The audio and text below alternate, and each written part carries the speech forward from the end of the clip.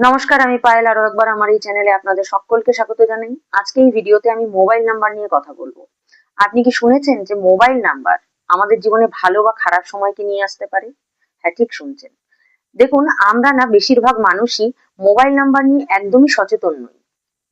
কিন্তু trust me, mobile number আমাদের জীবনে অনেকটা ইফেক্ট ফেলে। মোবাইল নাম্বার না আমাদের জীবনে অনেকটা পার্টনারের মতো।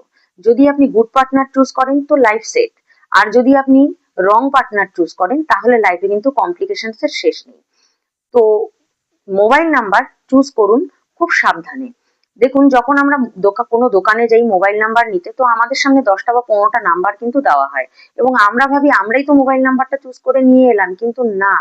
আপনার হরোস্কোপ বা আপনার চার্টে যে ধরনের যোগ থাকবে, আপনার সাবকনসিয়াস মাইন্ড কিন্তু আপনাকে সেদিকেই পোক করবে এবং সেই ধরনের কানেকশনের নাম্বারই আপনি কিন্তু নিয়ে চলে আসবেন। এবং যদি আপনি রং নাম্বার নিয়ে চলে আসেন, ভুল নাম্বার নিয়ে চলে আসেন, তাহলে কিন্তু আপনার জীবন অবভিয়াসলি আপনার জীবনে কমপ্লিকেশন আসবেই আসবে।